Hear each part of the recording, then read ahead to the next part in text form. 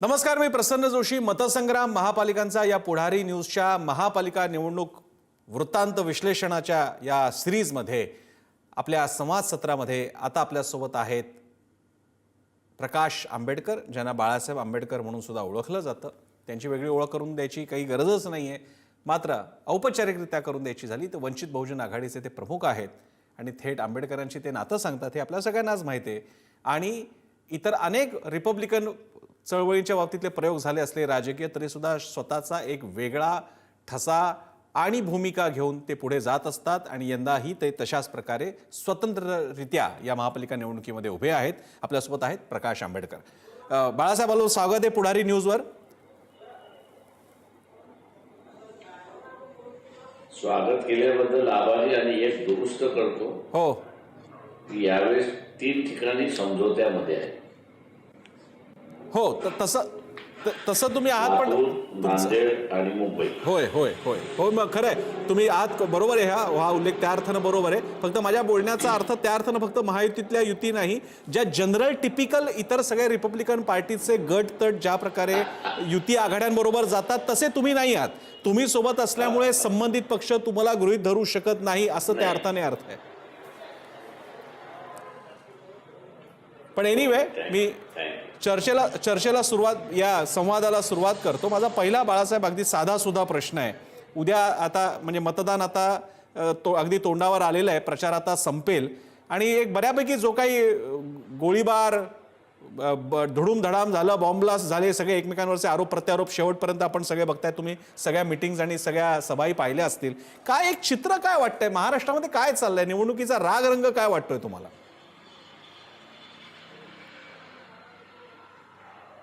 एकंदरीत कोणालाही clear cut majority मिळेल असं मला दिसत नाही. बरं. आणि एका बाजूला, दुसऱ्या बाजूला जी आहे ते नगरपालिकेमध्ये ज्या पद्धतीने बिनविरोध निवडून आले, हो, ते लोकांना आवडलेलं नाही. बरं. मी असं म्हणणार नाही की राग आलाय, पण लोकांना आवडलेलं नाही. बरं. तिसरा एक फॅक्टर जो आहे तो दबक्या आवाजात आहे, पण तो पोलीस डिपार्टमेंट आहे. बरं. आणि त्याच्यामुळे लोक असं तो आवाज असं म्हणतोय की कदाचित ह्या शेवटच्या निवडणुका असतील. बरं.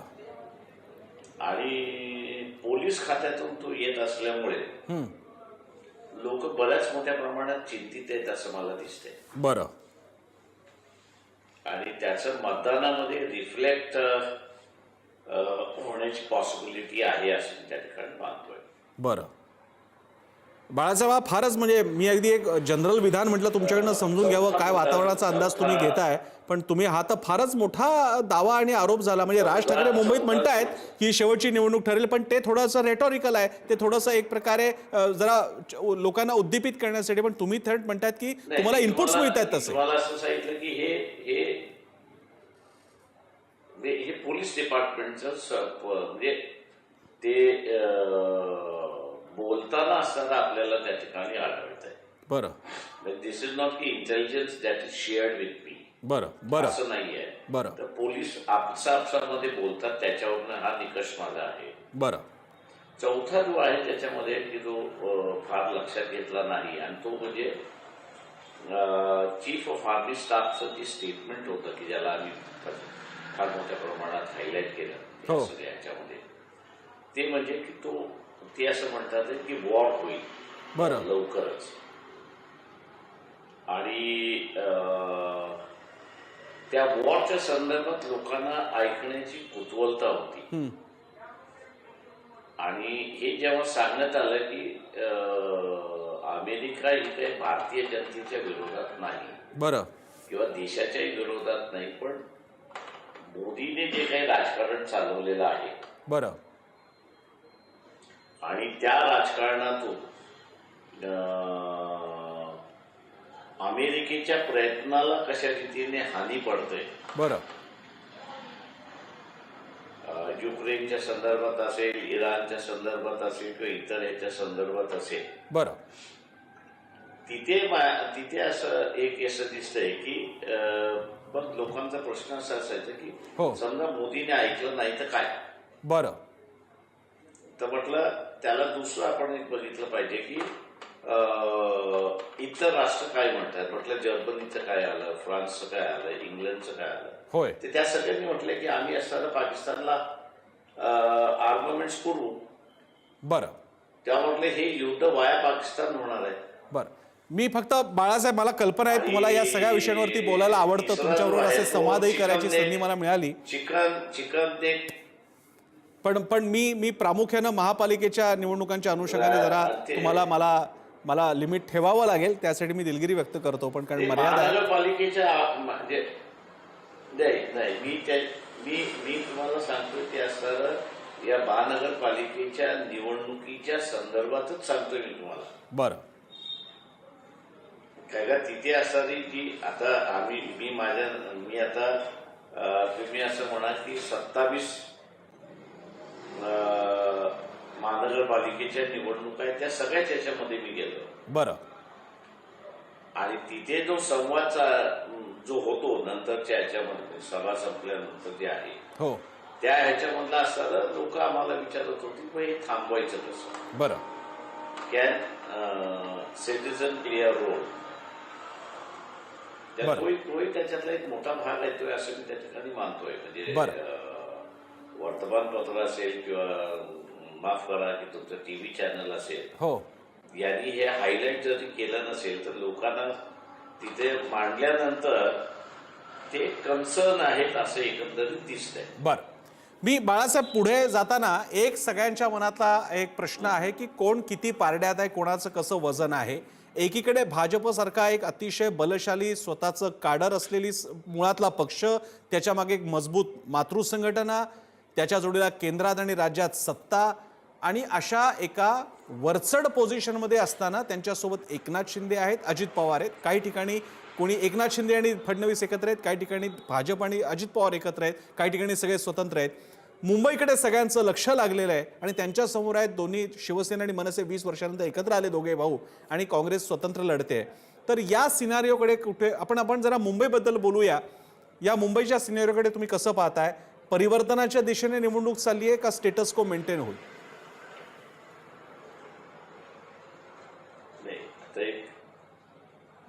एक माझ्या अंदाजाने मिस झालेला मुद्दा मुंबईच्या संदर्भातला तो पहिल्यांदा मांडतो. जरूर. तो म्हणजे एकनाथ शिंदे शिवसेना आणि उद्धवराज शिवसेना असं जर बघितलं तर दोघंही 92 ठिकाणी एकमेकांच्या समोर आहेत. आता इंटरेस्टिंगली असं आहे की ग्रामीण भागातला म्हणजे डिस्ट्रिक्ट मधला जो शिवसैनिक आहे त्यांनी नगरपालिकेच्या मार्फत असणारा जो कौल दिला तो एकनाथ शिंदेच्या बाजूने दिला. बरं. आणि उद्धवच्या बाजूने ते काही राहिले नाही. मुंबई आता माझ्या अंदाजानं उद्धव ठाकरेंच्या दृष्टिकोनातून टेस्ट केस आहे असं मी त्या ठिकाणी मानतो. बरं. की ह्या 90-92 ठिकाणचं जे आमने सामने आहे त्या आमने सामनेमध्ये किती जिंकतात हा एक भाग झाला. आणि दुसरा भाग पडले तरी दुसऱ्या क्रमांकावरती कोण राहतं हाही त्याच्यातला एक महत्वाचा भाग राहणार आहे. बरोबर आहे. आणि तो मला असं वाटतं की सेनेचं भांडण जे आहे म्हणजे एकनाथ शिंदेने जसं ग्रामीण भागामध्ये सेना ही आमच्या बरोबर आहे ती दाखवली, हो, त्यांनी मुंबईमध्ये असताना जर दाखवलं तर मी असं म्हणेन की सेनेतलं भांडण मिटलं असं त्या ठिकाणी म्हणेल आणि लोकांनी कौल दिला की एकनाथ शिंदे बरोबर आहे अशी परिस्थिती आहे. इंटरेस्टिंग. ते आता 16 तारखेला कळेल असं. हो, असा एक भाग आहे. बरं. दुसरा भाग त्याच्यातला जो आहे की जो आम्ही काँग्रेस बरोबर बसलो होतो, हो, त्याच्यामध्ये दुर्दैव मी असं म्हणेन की काँग्रेसच्या सेंट्रल लिडरशिपनी यावेळेस प्रयत्न करून समझोत्याच्या प्रो करून घेतला असं मला त्या ठिकाणी दिसतंय. बरं. पण त्याचा असणारा बेनिफिट जो आहे मुंबई काँग्रेस कमिटीने घेतला पाहिजे होता. बरं. तो काही घेतला नाही.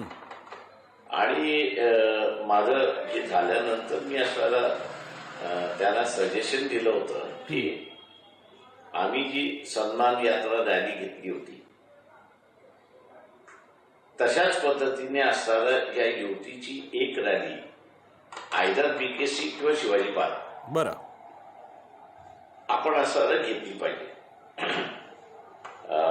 आणि दुसरं सजेशन आम्ही जे दिलं होतं की बाबा तुमच्याकडची काही नेते मंडळी म्हणा, कार्यकर्ते म्हणा, थिंक टँक मधली माणसं म्हणा आणि आमच्या याच्यामधली काही असं बसून आपण असणारं नव्या रीतीने मुंबईला का हायलाईट करू शकतो. बरं.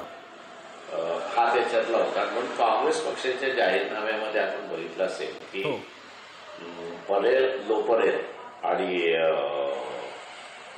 माटुंगा म्हणजे सेंट्रल माटुंगा, वेस्टर्न माटुंगा याच्यामध्ये तुम्हाला असणारं मुंबईतलं असणारं एक नवं स्वरूप उभं करतायत आणि ते म्हणजे साऊथ ईस्ट एशियामधलं नेक्स्ट फायनान्शियल कॅपिटल म्हणून. बरं. जो मिडल क्लासला असणारा प्रचंड मोठा एक ज्याला म्हणतो की भावलेला मुद्दा असता की मुंबईचं एक नवं स्वरूप आपल्याला आणि एक स्मार्ट सिटी आपण जे म्हणतोय त्याला असताना हे करता आलं असतं. पण दुर्दैवाने असताना ते काही डेव्हलप होऊ शकलं नाही आणि म्हणून एक 70-80 जागेंवरचा जो काही परिणाम आम्ही करू शकलो असतो होय त्याची संधी हुकली असं मी त्या ठिकाणी मानतोय. बाळासाहेब, आणखी एक मुद्दा म्हणजे सध्या क्षमता तुलनेनं कमी असली तरी सुद्धा मनसेकडे सगळ्यांचं लक्ष आहे. एक तर राज ठाकरेंसारखं नेतृत्व आणि वक्तृत्व त्याच्या जोडीला ते उद्धव ठाकरेंसोबत आलेले आहेत आणि मुंबईच्या बाबतीत बघत असताना सगळ्यांचं लक्ष मुंबई महापालिकेकडे आणि त्यातही उद्धव आणि राज युतीचं काय होतंय त्याकडे सुद्धा लक्ष असणार आहे. माझे दोन प्रश्न क्लब करून मी तुमच्याकडे येतो.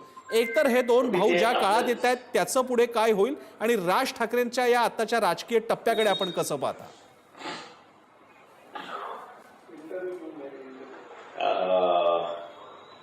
कालच्या सभेचं मला जर आपण विचारलं हो तर उद्धव ठाकरे वॉज नोवेअर.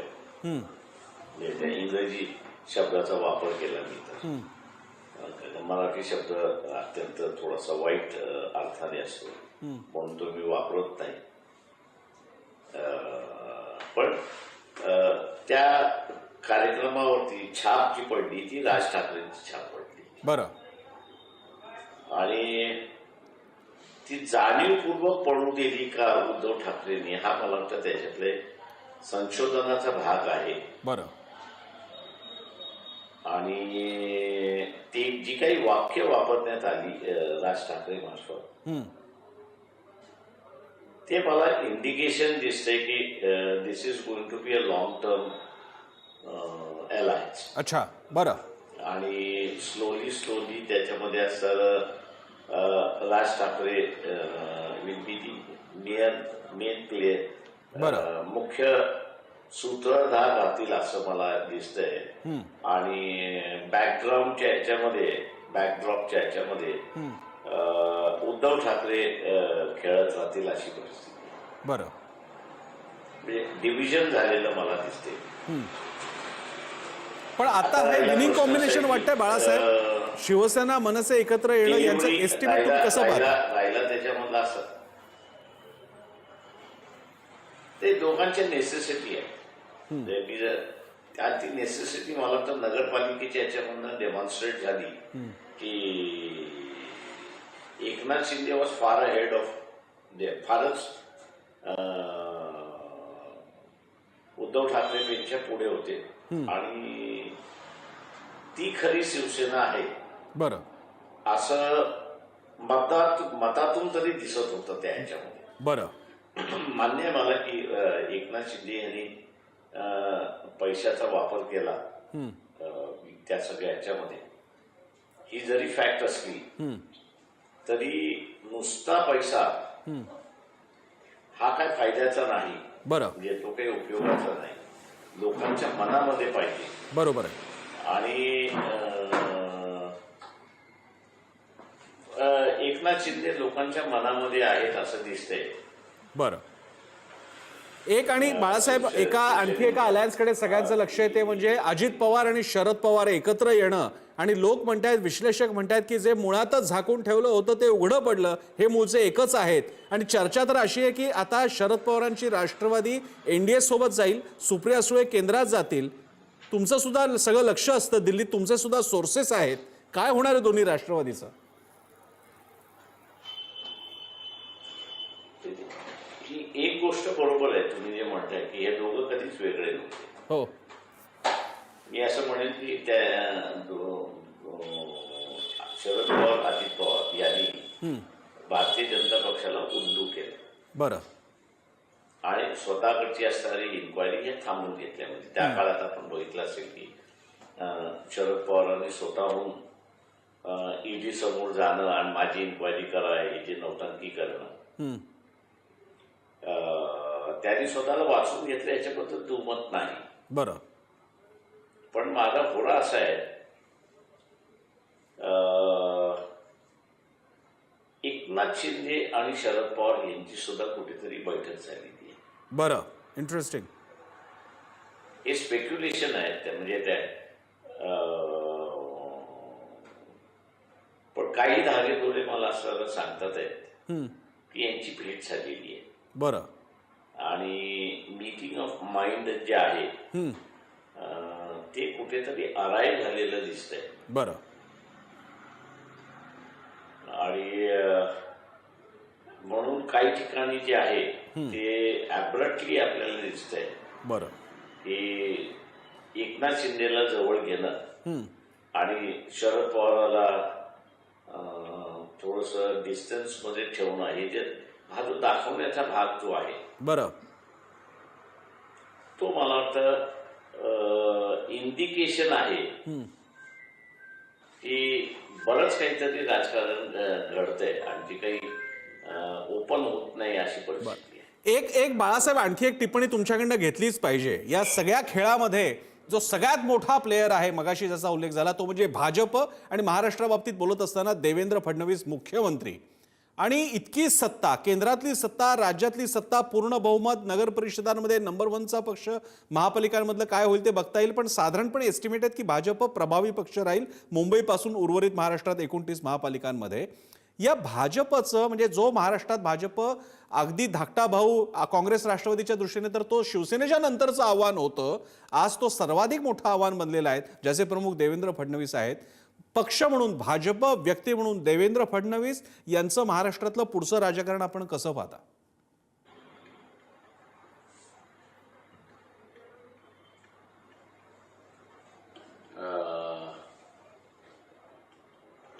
मी असं म्हणेन, हो, मी असं म्हणेन त्या ह्याच्यामध्ये की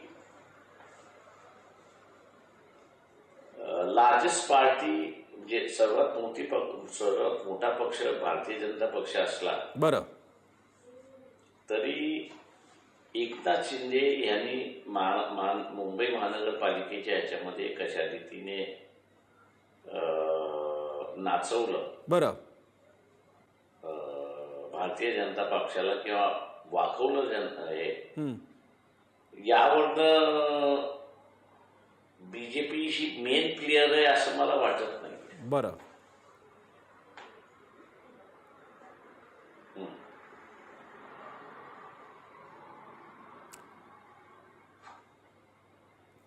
कुठेतरी सेकंडरी रोल आहे असं त्या ठिकाणी वाटायला लागतं. बरं, पण भाजपचा हा सगळा प्रभाव इतकं प्रचंड प्रमाणात झालेलं, इनकमिंग बिनविरोध निवडून आलेले नगरसेवक इतका प्रचंड आता त्यांचा वाढला. अनेकदा ठिकाणी तर त्यांच्या पक्षातच बंडखोरी पाहायला मिळाली. म्हणजे भाजप म्हणजे ते गब्बर, जसा तो उल्लेख शोलेमध्ये येतो की कोण हरा सकता है तो फक्त खुद गब्बर. भाजप आता इतका ताकदवान झाला आहे की आता त्याच्या पक्षातल्या मंडळी आपल्याला बघायला मिळतात. संभाजीनगरमध्ये मोठी उदाहरणं बघायला मिळाली होती. तर या भाजपच्या इतक्या प्रचंड अस्तित्वाचं, ज्याच्यामध्ये सगळे आतमध्ये आलेले आहेत, बाहेरचे आलेले आहेत, याचं पुढे काय चित्र बघायला मिळेल?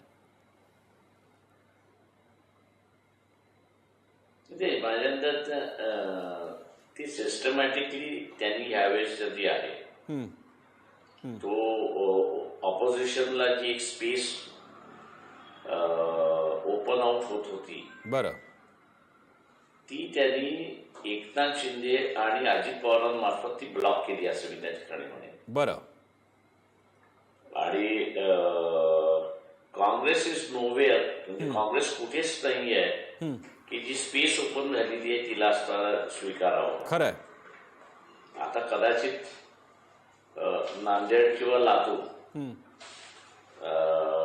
दोन महानगरपालिका दिसतात आहेत की ज्याच्यामध्ये आमच्या आघाडीला येईल असं दिसतंय. बरं.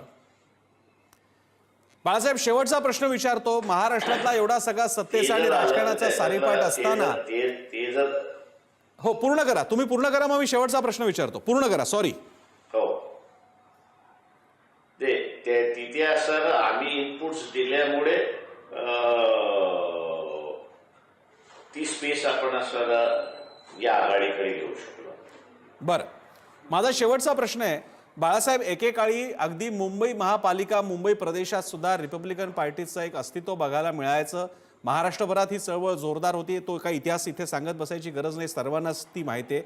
आज एवढ्या या 29 महापालिका आहेत, मोठ्या प्रमाणात मध्यमवर्ग वाढलेला आहे, शहरीकरण वाढत चाललेलं आहे, मागासवर्गीय समाजामध्ये एक चांगला मध्यमवर्ग बनलेला आहे आणि अर्थातच तो मध्यमवर्ग आहे म्हणजे तो शहरात येणं स्वाभाविक आहे.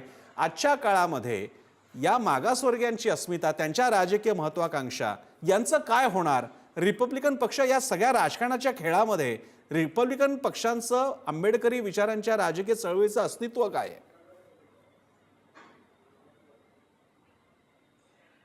आता आपण असं नगरपालिकेमध्ये बघितलं, हो, सायसेबल रित्याने अशाला निवडून आले वंचितच्या नावाखाली. खरंय. वंचितने सपोर्ट दिला होता त्यासाठी. हो.